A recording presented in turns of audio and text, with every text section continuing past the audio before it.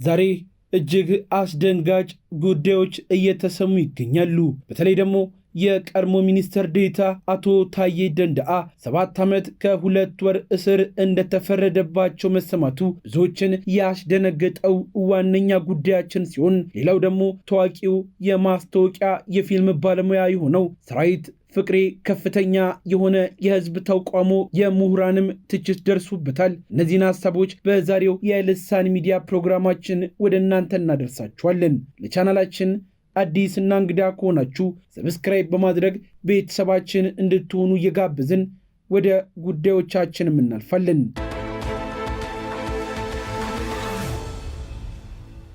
የቀድሞ ሰላም ሚኒስተር ታዬ ደንደአና ኦሮሚያ ክልል ምክር ቤት አባል የነበሩት ጥፋተኛ በተባሉበት ክስ የ7 ዓመት ከ2 ወር ጽኑ እስራት ተፈረደባቸው ይለናል የዛሬው መረጃችን። በህዳር 26 2018 የፌዴራል ከፍተኛ ፍርድ ቤት ልደታ ምድብ አንደኛ የህገ መንግስትና በህገ መንግስት ላይ የሚፈጸሙ ወንጀሎች ችሎት አቶ ታዬ ህገወጥ የጦር መሳሪያ ይዞ በመገኘት ወንጀል ጥፋተኛ ብሏቸዋል። ፍቃድ ሳይኖራቸው በቤታቸው ውስጥ አንድ ታጣፊ ክላሽኮቭ ጠመንጃ ከ60 ጥይቶች ጋር ተገኝቷል በሚል ክስ ቀርቦባቸውም ነበር። አቶ ታዬ ደንደአ የመንግስት ከፍተኛ ባለስልጣንና ክልል ምክር ቤት አባል በነበሩበት ወቅት በህገወጥ የጦር መሳሪያ ዝውውር እንዲሁም ይዞታ መከሰሳቸው በትኩረት ሲዘገብ የነበረው ጉዳይም ነው። በዚህም የ7 ዓመት ከ2 ወር እስር ተፈርዶባቸዋል የተባለም ሲሆን አቶ ታዬ ደንደአ 7 ዓመት እንደተፈረደባቸው ብዙዎችን ያስደነገጠ ጉዳይ ሲሆንም የፌዴራሉ ከፍተኛ ፍርድ ቤት ልደታ ምድብ ችሎት የቀድሞ የሰላም ሚኒስተር ዴኤታ የነበሩትን አቶ ታዬ ደንደአ በ7 ዓመት ከ2 ወር ጽኑ እስራትና 5,000 ብር መቀጮ እንዲቀጡ መወሰኑን ጠበቃቸው መናገራቸውም የተሰማው። አቶ ታዬ ጠበቃ አቶ አበራ ንጉስ እንደገለጹት የቅጣት ውሳኔ ያስተላለፈባቸው ከዚህ ቀደም ጥፋተኛ በተባሉበት ፈቃድ የሌለ የጦር መሳሪያ ይዞ መገኘት በሚለው ክስ ነው ያሉም ሲሆን ጠበቃው 13 የቅጣት ማቅለያ ነጥቦችን አቅርበን ፍርድ ቤቱ ከነዚህ ውስጥ 12ቱን ተቀብሏል ሲሉም መናገራቸውም የተሰማው። የዛሬው ቅጣት ውሳኔ የቅጣት ማቅለያ ክርክሮችን ከግምት በማስገባት መሆኑን ጨምሮ የገለጹም ሲሆን አቃቤ ሕግ ቅጣቱ እንዲጨመር ያቀረበው ጥያቄ በፍርድ ቤቱ ውድቅ ተደርጓል ሲሉም ነው ጠበቃውም የተናገሩት። ውሳኔው ሁሉም የመከላከያ ምስክሮች ሳይሰሙ የተሰጠ መሆኑን በመግለጽ ከተዘረዘሩት 5 የመከላከያ ምስክሮች ውስጥ የተሰሙት 2ቱ ብቻ እንደሆኑም ነው የጠቆሙት።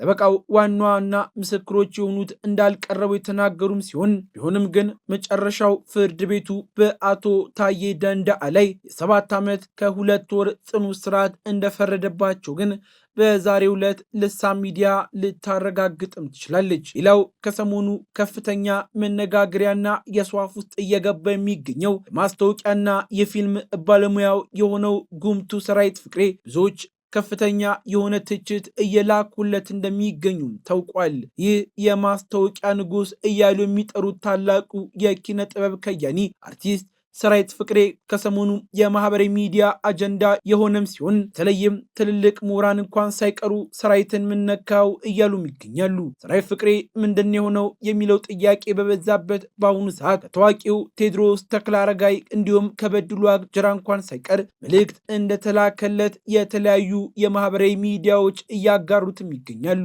ከስንት ሀገር ከሚመሩ ሰዎች ጋር እንዳልዋለ እንዴትስ መጨረሻው የሆነ ስንት ነገር በተናገረበት አንደበቱ ከቲክቶከሮች መንደር መግባቱ ከዛም ደግሞ አሁን ላይ ከፍተኛ የሆነ ሰግጡ ፈሚሱ ከሚለው ታዋቂ ቲክቶከር ከአዶናይ ኋላ እየተከተለ ወጣቱን ትውልድ ድድቡና ሰግጡ ፈምሱ ሲል መሰማቱ እንዴትስ ሰራዊትን አስቻለው? ምንድነው ሰራዊት የፈለገው? ገንዘብ ነው ወይንስ ዓላማው ምንድነው? የሚል ሐሳቦች እየተሰነዘሩበትም ይገኛሉ።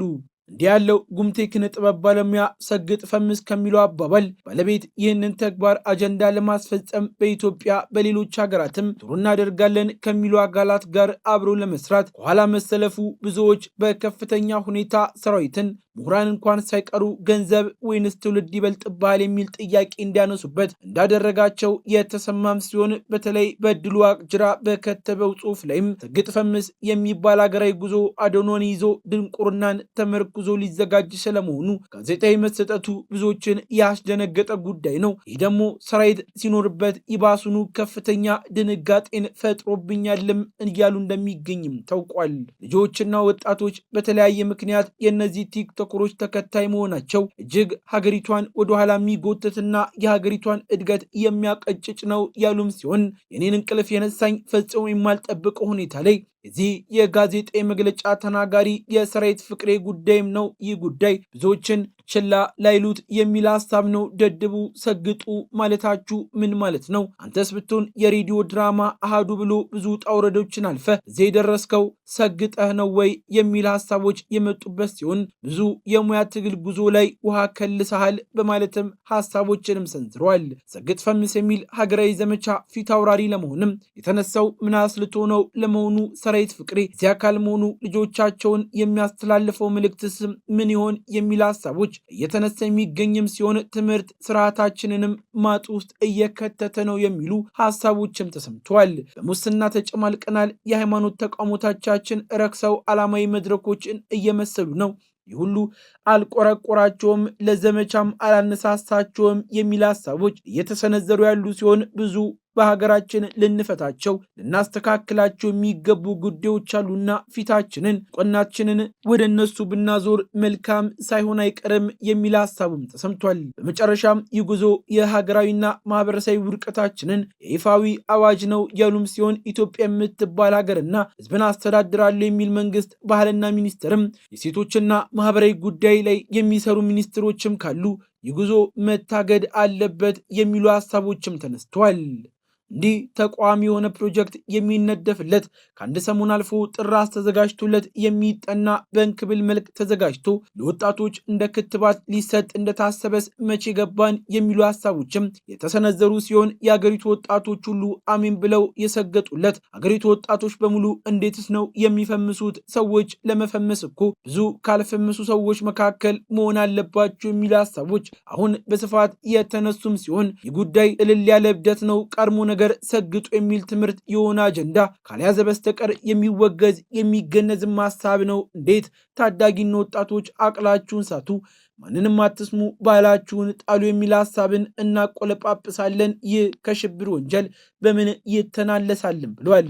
በተለይ ደግሞ ያደጉት ሀገራት ቲክቶክ የተባለው ማህበራዊ ሚዲያን ልጆቻቸውን ሲያስጠቅሙ ከፍተኛ የሆነ ጥንቃቄ ተደርጎበት መሆኑን ያነሱት ብዙዎችም አውስትራሊያ እንኳን በቅርቡ እንዲያለ ሀሳብ ቀርቶ ማህበራዊ ሚዲያው ራሱ መጠቀም ትውልዱን እያሟሟ ነው በማለት ስታግድ ትውልድ ላይ የሚሆነ ነገር እንዴት አሳሳቢ እንደሆነ ማየት እንችላለንም ብሏል። ቻይናም ብትሆን አንድ ዲግሪ የሌለው ሰው ቲክቶክ የተባለ ማህበራዊ ሚዲያን እንዳይጠቀም የሚያግድ ሀሳብን ባመጣችበት በዚህ ሰዓት እንዴትስ እንዲህ ያለው ሀሳብ ከእናንተ ብቅ ይላል የሚል ሀሳቦችም ተሰምተዋል። እኛም ነገሩን ሁላችሁም ታጤኑበት ዘንድ እንደዚህ ማቀረብ ነው። ለቻናላችን አዲስ እንግዳ ከሆናችሁ ሰብስክራይብ በማድረግ ቤተሰባችን እንድትሆኑም ጋብዝን።